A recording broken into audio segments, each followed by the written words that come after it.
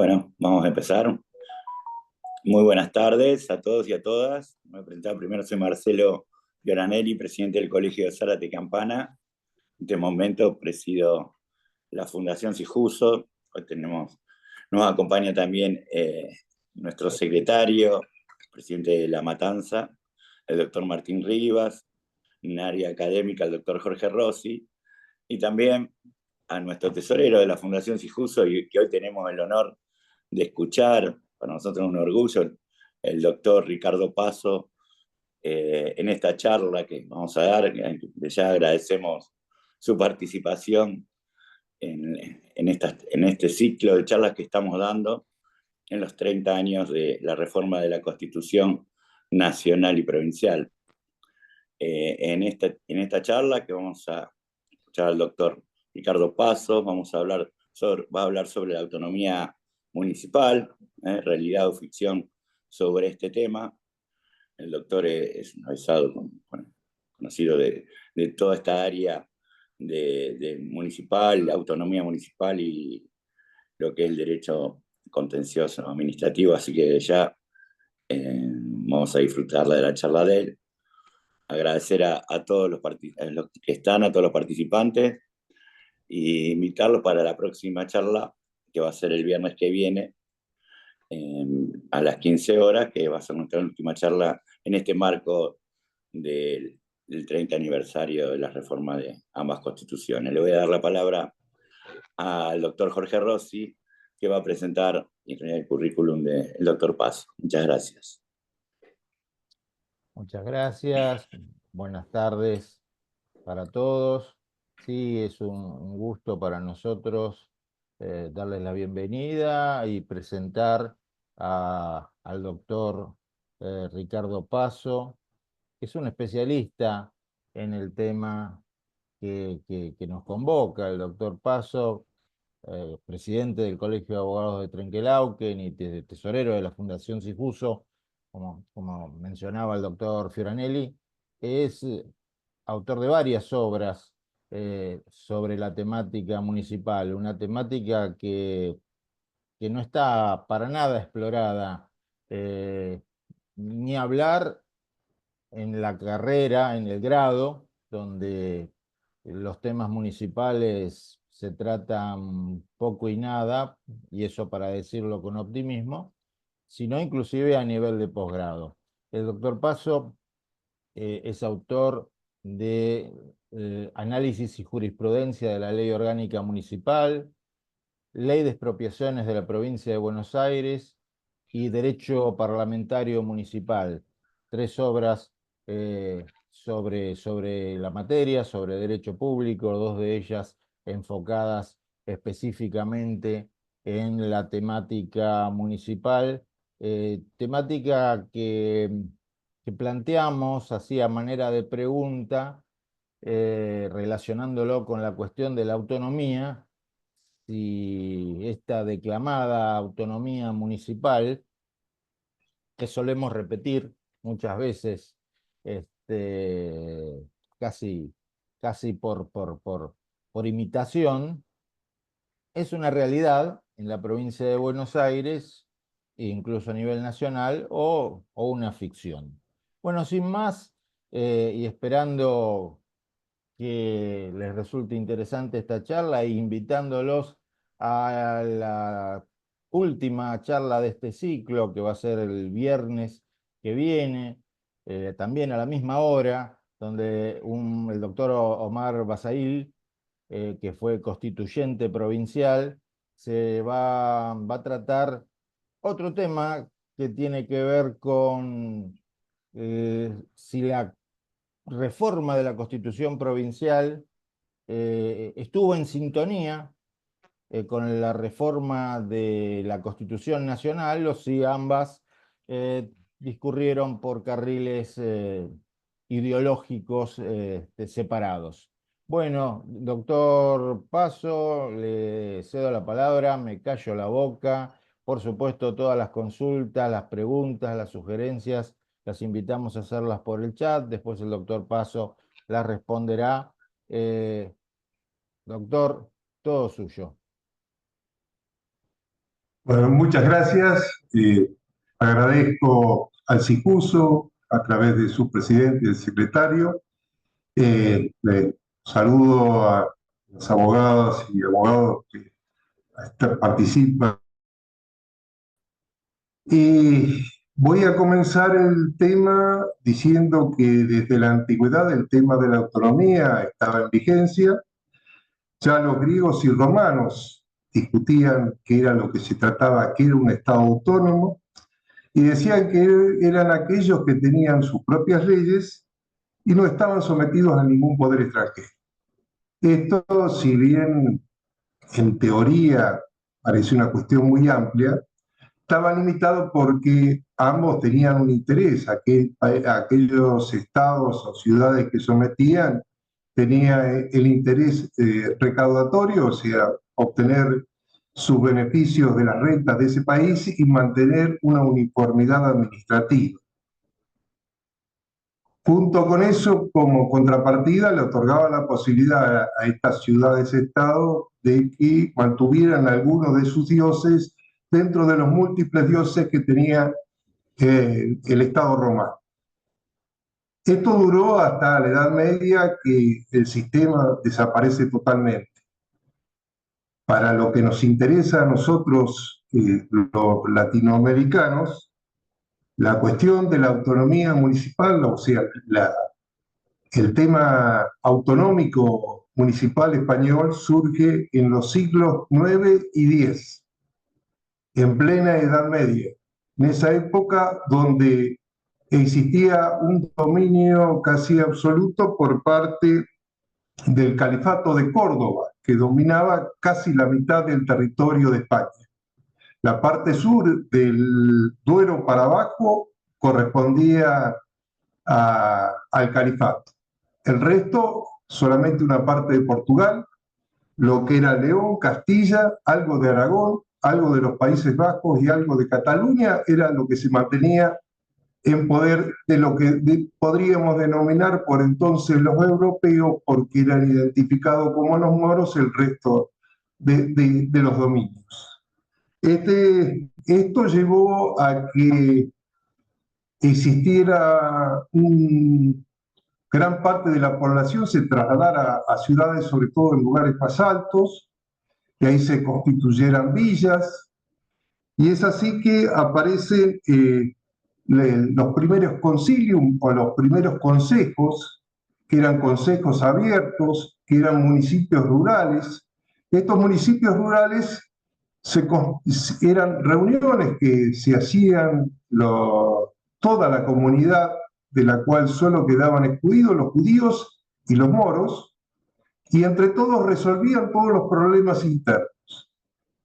Es cierto que junto con esto tenían parte de la autoridad que le había otorgado tanto el rey como la nobleza o en algunos casos el clero, que eran quienes tenían gran ascendencia sobre el resto de la población.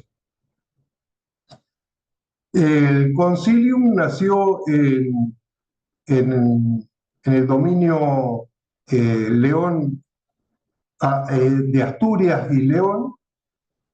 Estos sistemas funcionaban, se reunían la totalidad de la población y resolvían las cuestiones comunes. Ya por entonces el rey ya le había otorgado una cierta parte de tierra que podían explotar, y cosas comunes como era el derecho al agua, el derecho a los molinos, el derecho a los pastizales y el derecho al agua. Estas cuestiones estaban resueltas todas en comunidad y no existía un derecho general para todos los territorios. Lo cierto que en esa época constantemente el califato trataba de ampliar su territorio hasta que llegó un momento en que los distintos reyes que ocupaban el territorio español, que eran de origen cristiano, ya sean los de León, Castilla, Aragón, Cataluña, los Países Bajos, comienzan a tratar la cuestión en conjunto y el Valle del Duero, que era el límite que existía con el califato, se empieza a desplazar hacia lo que es el Tajo, y después el avance sigue produciéndose hacia lo que es la parte sur, que era donde estaba el dominio fuerte del califato, hasta que alcanzan a dominar lo que es Valencia, lo que es Murcia, y cae Córdoba, cae Granada. Y mientras tanto, esas urbanizaciones, esas pequeñas ciudades, van creciendo en estructura, en cantidad de habitantes, y en esa época es donde se produce, ya llegando prácticamente al siglo XIII, se produce una gran modificación porque ya era demasiada la cantidad poblacional para hacer una reunión, hacer una asamblea, para resolver todas las cuestiones que tenía el pueblo en ese momento. Y es así que durante el siglo XIII y XIV, estos consejos abiertos, que correspondían a toda la sociedad, se transforman en consejos cerrados. Estos consejos cerrados eran por delegación, o sea, la población elegía a sus representantes y estos representantes eran los que formaban y tomaban las decisiones. Esto es considerado como una de las primeras avances sobre la cuestión de la democracia representativa en el mundo, o sea, es un gran avance que se puso en España. ¿Por qué viene toda esta cuestión española? ¿A qué viene toda esta cuestión española que les relato previamente? Porque todo esto es llevado a la América, a pesar de que en España ya prácticamente en el siglo XV, cuando se produce el descubrimiento de América, esta institución ya había desaparecido. Es trasladada a América, según José María Rosas, y aparecen en América a través de otro nombre, es el nombre de cabildo. Estos cabildos eran las instituciones que gobernaban tanto la parte administrativa como judicial, como legislativa, y estos cabildos surgían como consecuencia y adquirían mucho poder como consecuencia de lo lejano que se encontraba el poder del rey y la gran extensión que implicaba las tierras colonizadas, que ocupaban desde la parte de México hasta lo que es Tierra del Fuego. Esta situación llevó a que los municipios iniciales acá en este continente también eran, o los cabildos eran bastante autónomos y se manejaban con sus propias normas, si bien existían normas generales que provenían de España, y eran quienes se administraban, ejercían la justicia y tenían prácticamente total independencia, salvo aquellos que se encontraban en el centro del virreinato, en la capital del virreinato o en alguna de las gobernaciones, que estos eran manejados por los propios virreyes o gobernadores. Esta institución se mantuvo durante la Revolución de Mayo, es más, fue parte más que importante de la Revolución. El primer gobierno patrio surge de los cabildos abiertos del 22, 24 y 25 de mayo. Persiste un tiempo más, acompaña todo lo que es la parte de la Declaración de la Independencia, pero debido a ideas provenientes de Francia y de otros lugares de Europa, sobre todo importada por Bernardino Rivadavia, quien aconsejó a Martín Rodríguez, quien era gobernador de la provincia de Buenos Aires por entonces, se determina que se deroguen o se disuelvan todos los cabildos existentes en la provincia de Buenos Aires. Esta medida la copió los distintos gobernadores. Es así que en poco tiempo van desapareciendo todos los cabildos y el último que subsiste es el de Orán, en la provincia de Salta, que desaparece 2 siglos más tarde.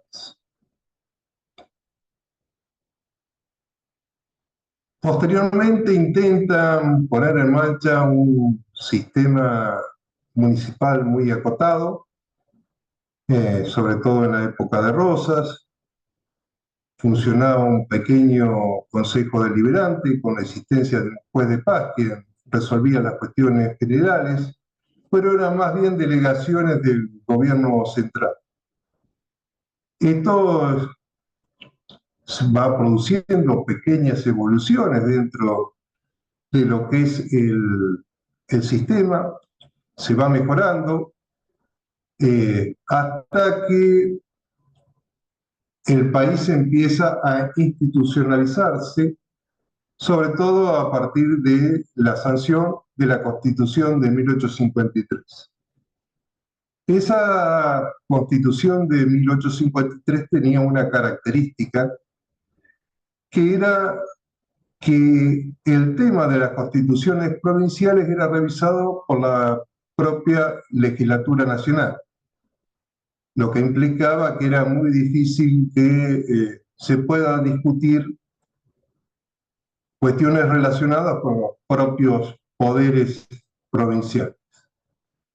Esto se mantuvo así hasta 1860, el año en que se incorpora la provincia de Buenos Aires al resto de las provincias argentinas, y en esto se produce una reforma muy importante, que en lugar de la legislatura nacional van a ser la Corte Suprema de Justicia quien va a determinar o va a resolver las cuestiones relacionadas con las constituciones provinciales.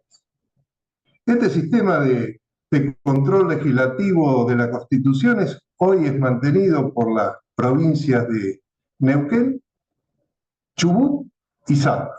O sea, no es algo que haya desaparecido totalmente de nuestra vida institucional. Ya incorporada la Corte Suprema de Justicia como elemento de control de la constitucionalidad de las normas provinciales, el primer fallo que tiene, el cual tenemos conocimiento, es del año 1870, que mantiene el principio o el reconocimiento de la autonomía municipal, diciendo que es una institución de origen espontáneo o de reunión de muchas personas, lo que implicaba que debían otorgarse la autonomía plena. Esta idea de autonomía plena se mantiene hasta el año 1911, que ahí la Corte de la Nación pega un viraje muy importante en el caso Ferrocarriles del Sur contra Municipalidad de La Plata.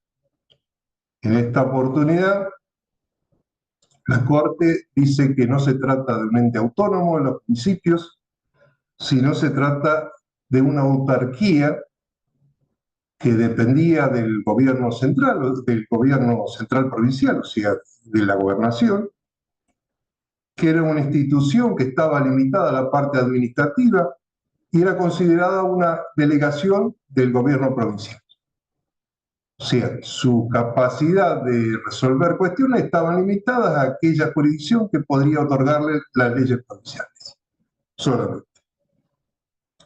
Este criterio se mantiene por muchos años, si bien hubo algunas pequeñas modificaciones por los años 40 y 50, pero lo cierto es que la Corte mantiene, hasta llegado esta nueva etapa democrática, mantiene ese criterio. Ya en 1986 ratifica el criterio anterior de la autarquía, hasta que el 21 de marzo de 1989 se produce tal vez para aquellos que amamos el derecho municipal, el fallo más importante de la historia argentina en ese aspecto. Es el fallo Martínez Galán de Rivademar Angélica, en el cual la Corte determina que no se puede confundir un ente municipal con un ente autárquico, porque son instituciones totalmente diferentes. Primero porque el ente municipal o el municipio tiene origen constitucional, cosa que no tiene ningún ente autárquico. En segundo lugar, tiene bases sociológicas. Necesariamente, para que exista un municipio, tiene que existir una población, cosa que no ocurre con la autarquía, que ésta se maneja en función de delegaciones de la actividad de un gobierno. En tercer lugar, existe la imposibilidad de supresión. Un municipio no puede ser suprimido por resolución de otro gobierno o de otro estado. Frente al carácter de sí que un ente autárquico simplemente o fácilmente puede ser disuelto por una ley. Además, existe otra gran diferencia, que es la potestad legislativa local, a través de las ordenanzas, que tienen carácter general y plena vigencia dentro de lo que es su jurisdicción. Cosa que no ocurre con la autarquía, que son resoluciones de tipo administrativo y para el personal que funciona dentro del ente.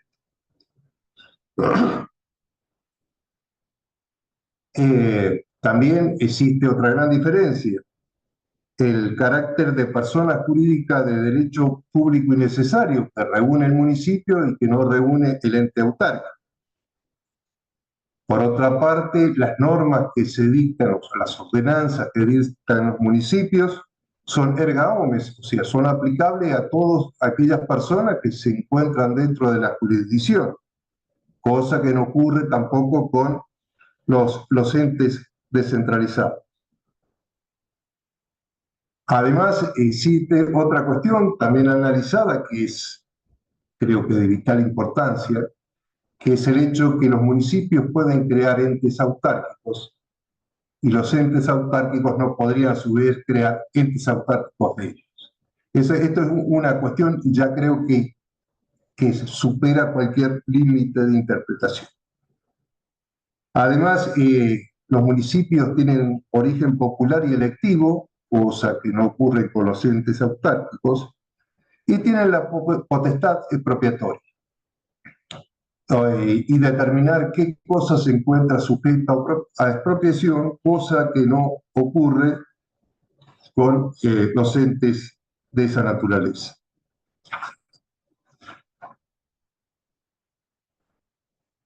Respecto del régimen municipal, nuestra Constitución Nacional, luego de la reforma de 1994,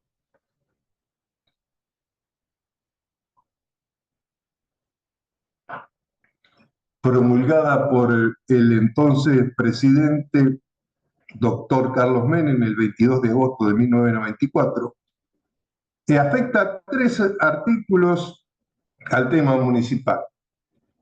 El artículo 5, que es originario de la Constitución de 1853, el 75, inciso 30, y el 123. En el primero surge la necesidad de la existencia del propio municipio.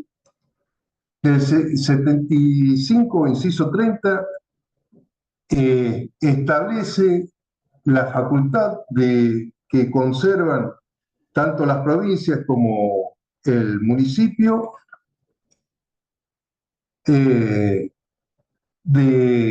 ejercer el poder de policía, aún dentro de los entes que tenga la nación, siempre que no afecten el cumplimiento de sus fines. Es la única limitación que establece la Constitución respecto del poder de policía que tiene tanto la provincia como los municipios.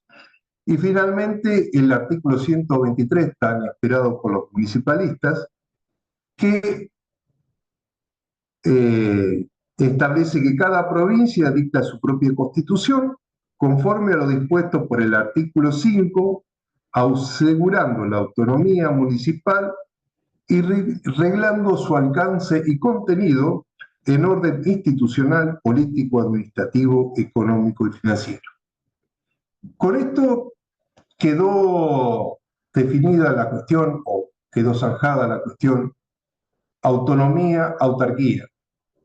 Pero siempre los abogados, los jueces, estamos tratando de interpretar y de buscar cuál es la esencia misma de la cuestión autonómica, como lo hacemos con otro tipo de normas que analizamos a lo largo de nuestra vida. Y es así que, en función de este artículo, de la interpretación que se hace de este artículo, han surgido dos corrientes. Una que considera que el artículo 123 establece la autonomía semiplena en función que el artículo autoriza a cada provincia a regular su alcance y su ejercicio. Esta autoridad semiplena implica que los municipios tendrán jurisdicción y podrán dictar normas, pero siempre y cuando estén autorizados por su constitución y por las normas, o sea, su constitución provincial y las normas que se dicten en su ejercicio.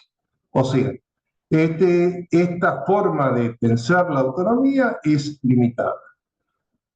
Y es gran parte de las provincias argentinas, ya sea por la fuerza que ejerce la provincia o por la falta de fuerza por parte de los municipios, han llevado a cabo este tipo de autonomía.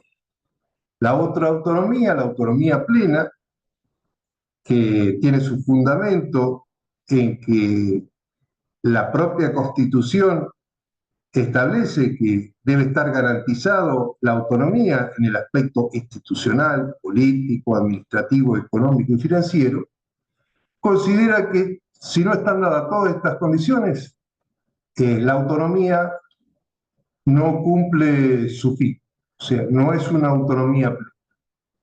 En este sentido, bueno, distintos doctrinarios se han inclinado por una u otra cuestión.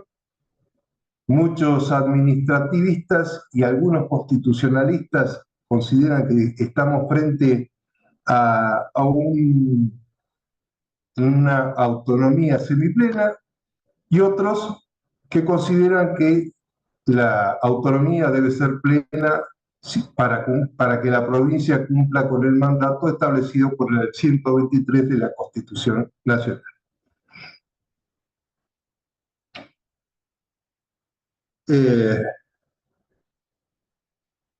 Quienes sustentan que la autonomía debe ser plena,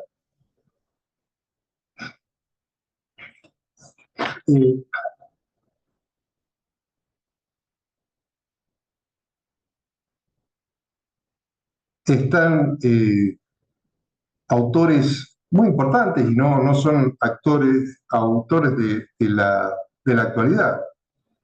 Si bien existe obviamente muchos que mantienen esta posición. Está el constitucionalista Carlos Sánchez Viamonte, quien consideraba que los municipios podían dictar constituciones de tercer grado, cartas constitucionales. Lo mismo aconteció con el destacado jurista austríaco Kelsen, quien consideraba que la descentralización perfecta es lo que llevaba a la total autonomía de los municipios. Esta autonomía completa o total tuvo lugar en algunos estados de Estados Unidos, donde adquirió gran importancia el sistema de cartas que determinaban pequeñas constituciones, las cuales eran analizadas y estudiadas y puestas en marcha una vez aprobadas por los distintos condados. Eran llamadas como charter o home rule charter, que eran sistemas de cartas municipales o condales.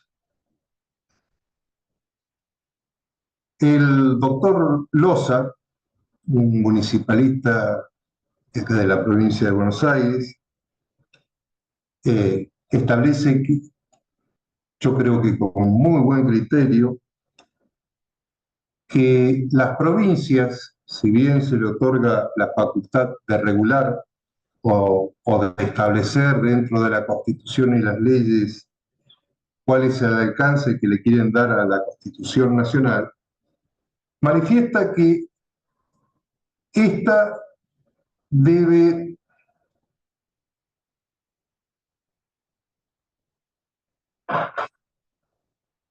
limitarse, o sea, el límite que puede aplicar la provincia está en los puntos finales que establece la Constitución, que deben ser garantizados.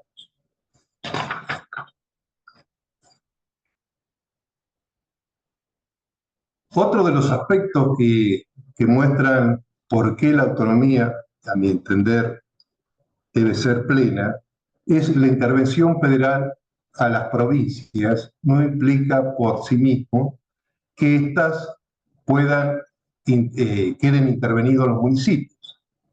Solamente si dentro de la ley especial que determina la intervención de las provincias se establece qué municipios van a ser intervenidos, recién ahí se puede llevar adelante. De lo contrario, se estarían violando los artículos 5, 6, 75, inciso 31 de la Constitución Nacional. O sea, esta diferenciación entre provincia y municipio que hace la propia Constitución, y esto es anterior a la reforma de 1994, indican que los municipios deberían haber sido considerados siempre autónomos. Los datos indispensables para que exista una autonomía plena son los siguientes. Tiene que existir un autogobierno. O sea, el municipio debe estar gobernado por las autoridades designadas por el propio pueblo que forma quien entra dentro de la jurisdicción, y ser los representantes de toda la comunidad. Tener la titularidad de atribuciones locales, o sea, en todo lo que sea materia de poder de policía, materias específicamente locales, deberían ser exclusivamente de responsabilidad de los municipios, y de esa manera adquirían una autonomía plena. Y eso le permitiría además contar con un conjunto de competencias propias. Junto con esto debería estar la autoadministración, o sea, ningún otro poder del Estado, ni nacional ni provincial, debería inmiscuirse en la administración de los bienes que forman parte de los municipios. Lo que es, yo creo, el elemento esencial, y por ahí es lo que deja muchas dudas de la existencia no solamente de la autonomía plena, sino de la autonomía en general, es el tema de la autoeficiencia económica financiera. O sea, la capacidad que se le otorga a los municipios de crear y aplicar recursos en cantidad y regularidad suficiente para desplegar todas las competencias legales. Estamos viendo en estos días que de parte del gobierno central una política agresiva en función de tratar de que los municipios no incorporen sus tasas, algunos impuestos, dentro de determinados servicios. si la cuestión fuera esa y tuviera algún resorte constitucional que tuviera el respaldo para eso, deberían excluirse dentro de todos esos servicios también los impuestos nacionales, que hay impuestos especiales y existe el IVA, y etcétera, etcétera. Estas cuestiones, más políticas que otra característica, han llevado a que el tema municipal entre en crisis. Se empieza a discutir no la prestación del servicio en sí, sino en qué lugar se cobra ese servicio, lo cual, si fuera de esa manera aplicable, también lo debería ser para los impuestos provinciales y nacionales, sobre todo los nacionales, que es lo que permanentemente figuran en todas las boletas, y esto llevado adelante junto con cuestiones que permanentemente la nación va absorbiendo con participación tanto provincial como municipal a través de distintas modificaciones de normas, como en las cuestiones de camino, donde paulatinamente a través de modificaciones fue sacando la parte de coparticipación. Esto lleva a pensar de que a través de leyes estamos intentando vulnerar el derecho federal o el principio federal que rige según nuestra Constitución Nacional. Y finalmente, y esto es la figura tal vez más destacada por muchos municipalistas para decir que existe una autonomía plena, es la autonomía institucional o la autonormatividad constituyente, cual implica que los municipios puedan dictar sus propias cartas orgánicas. Estas cartas orgánicas serían las constituciones, por darle algún nombre, constituciones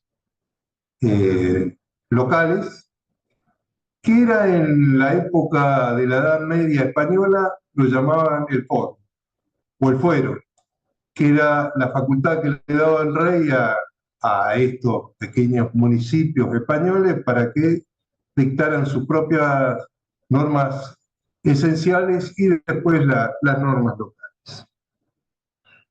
Estas cartas locales no han sido muchas las provincias las que han llevado adelante. En este aspecto, la provincia de Buenos Aires somos, junto con Santa Fe y Buenos Aires, somos uno de los pocos provincias que no contamos con una constitución que reconozca la autonomía expresamente, la autonomía municipal. Existen otras provincias que, si bien en sus constituciones está previsto la autonomía municipal, no las vienen ejerciendo, como el caso de Entre Ríos, Tucumán, La Rioja, La Pampa, Santa Cruz y Tucumán. En estas provincias no se han dictado sus propias normas constitucionales, y es más, en muchas de ellas han reconocido la ley orgánica municipal como un sustitutivo de este tipo de cartas que podrían dictar cada uno de los municipios. Las provincias más destacadas en este aspecto son las de Córdoba y Río Negro, también San Luis y algunas otras que han dictado unas cuantas cartas orgánicas y a través de ellas se manejan el gobierno local.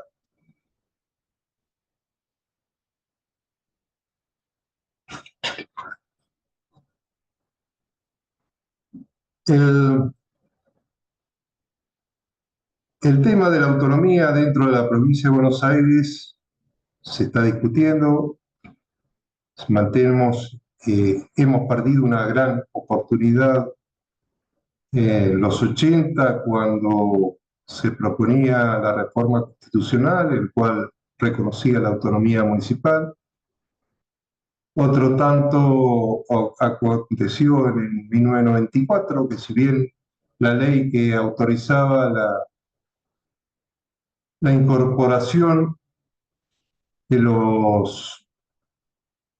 tema municipal a la Constitución provincial no fue tratado por distintos motivos. Unos consideran que no fue tratado porque al haberse aprobado el tema de la reelección del gobernador perdió interés.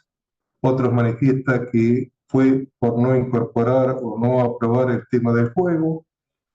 Lo cierto es que no se llevó adelante o no se logró esa reforma. Creo que fue algo esencial, algo que quienes defendemos el derecho municipal nos vimos bastante frustrados. Hoy en día hay quienes consideran que es necesaria una reforma constitucional, provincial, sin la cual, sin la incorporación del tema, una nueva incorporación del tema municipal dentro de la Constitución, sería la única forma de obtener que los municipios puedan lograr su autonomía. Otros consideran que mediante una ley podría esto lograrse o obtenerse, una ley que determine de qué forma cada municipio podría dictar su propia carta orgánica. Lo cierto es que un puñado de municipios en la provincia de Buenos Aires, entre los cuales está el de Trenquelauquen, lo cual me enorgullece muchísimo, han intentado sancionar sus propias cartas orgánicas dentro de la provincia que la Constitución no lo reconoce. En el año 2012 ingresó en el Consejo Deliberante de Trenquelauquen un proyecto de ordenanza mediante el cual se llamaba a la idea de hacer una consulta popular a fin de sancionar una carta orgánica, la cual, si era aprobada por la comunidad, se fijaba un proyecto de ley particular y se ponía ante la legislatura de la provincia para que dictaran una ley orgánica municipal particular para el partido de Trenquelauquen.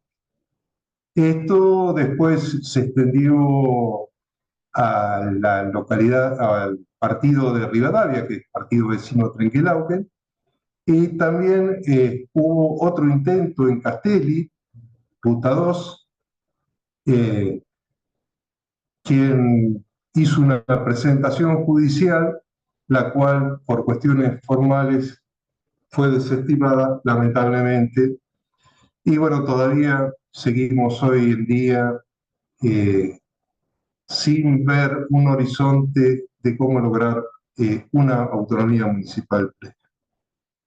Si bien algunos fallos jurisprudenciales van reconociendo de a poco ese principio de autonomía y van dando cierto color a la autonomía municipal, además del citado fallo Rivademar, existe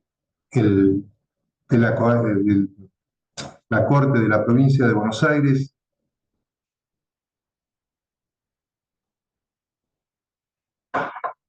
Municipalidad de San Isidro, en el cual el fallo, si bien no reconoce la plena autonomía, establece ciertas limitaciones que pueden fijar a través del voto del doctor Soria, ciertas limitaciones donde la provincia puede fijar sus límites dentro de lo que es la actividad municipal, pero en general reconoce bastante su autonomía.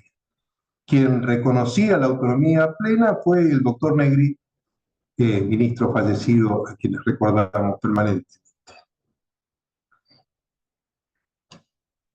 Respecto de la jurisprudencia local, hay tanta contradicción que llegaron dos cámaras contenciosos administrativos provinciales a dictar fallos totalmente contradictorios respecto de un mismo tema, que es el tema expropiatorio. La Cámara de Apelaciones Contencioso Administrativo de Mar del Plata, en auto Municipalidad de Maipú contra Machi Juan sobre expropiación directa, determinan que las ordenanzas municipales no podían establecer expropiaciones porque no eran leyes en el sentido que establece la Constitución provincial y nacional.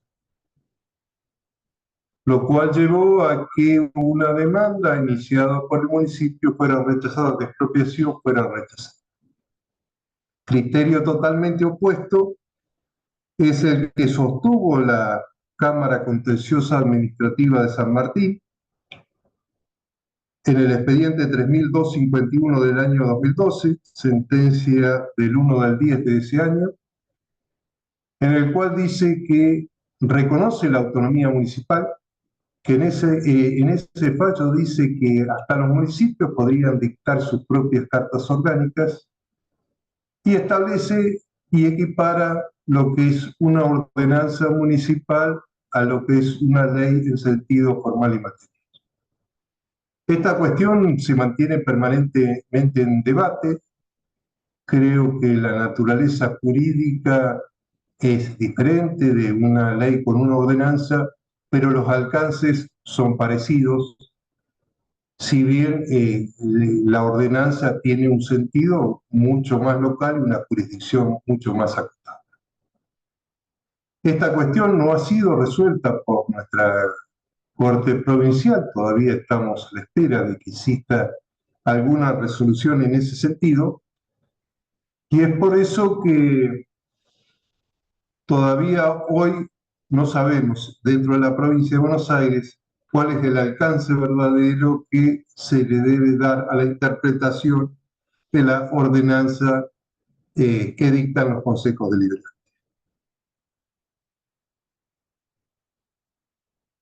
Junto con esto voy a hacer alguna observación, sobre todo por el tema de la legitimidad que le otorgan algunos políticos a la reforma de 1994, que consideran que porque modifican en algún aspecto la cuestión ideológica, eso la transforma o la invalida o la tacha.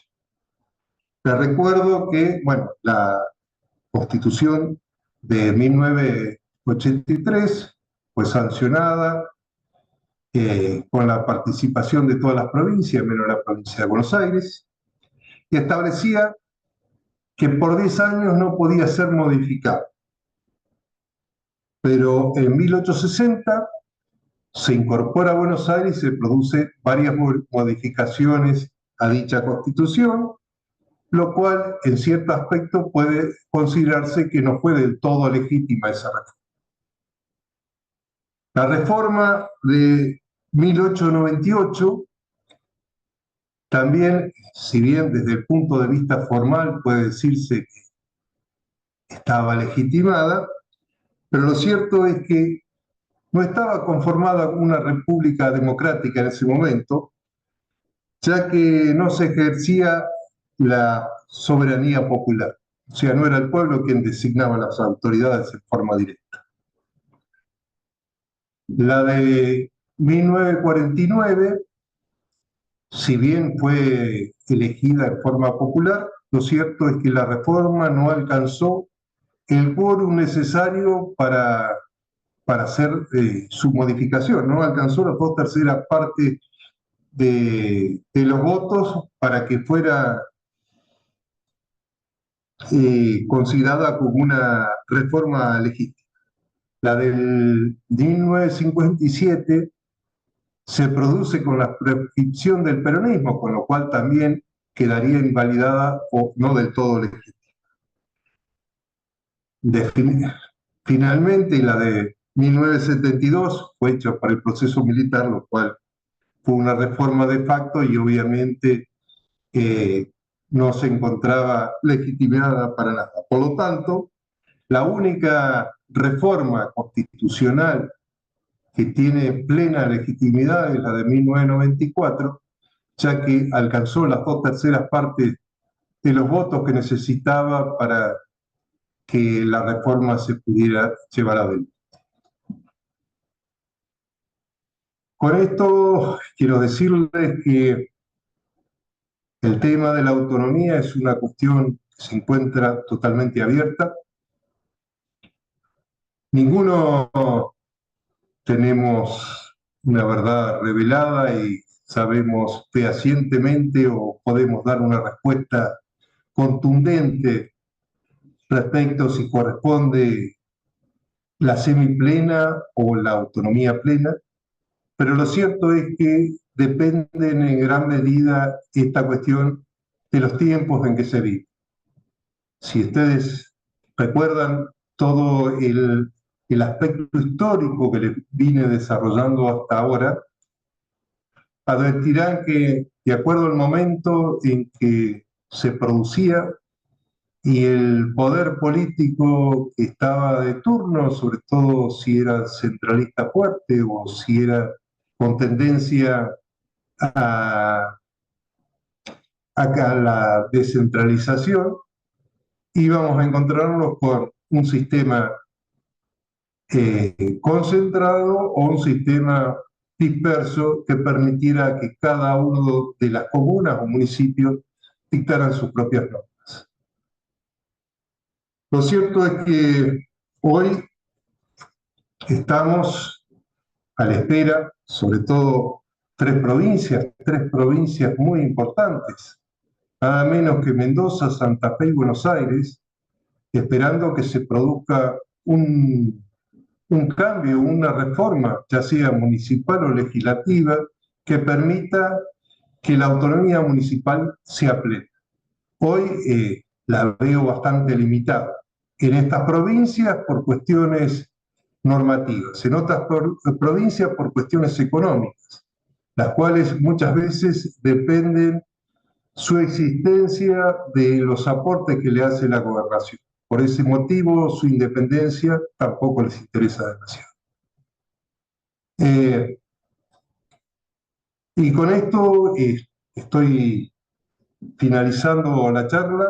Me encuentro a disposición por cualquier pregunta que quieran realizar. Les reitero, seguimos esperando los municipalistas de la provincia de Buenos Aires que exista un cambio importante, ya sea legislativo, ya sea constitucional, para que los municipios que consideramos que es la esencia de la democracia del país y son aquellos que forman a los políticos que nos van a regir a nivel provincial y nacional, creemos que a través de esa formación podríamos mejorar mucho nuestra patria. Por eso creemos que resulta imprescindible lograr una reforma para lograr que los municipios tengan la independencia, sobre todo de dos aspectos.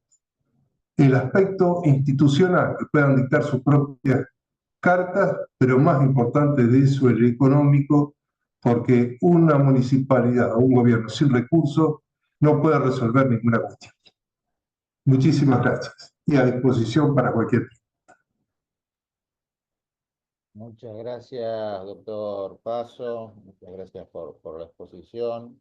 Mientras el doctor Paso estaba hablando, bueno, fuimos poniendo en el chat algunos de los fallos que él mencionaba, así como la resolución de la Secretaría de Comercio que establece esta prohibición de poner en las facturas los otros cargos que no tengan que ver con la prestación del servicio.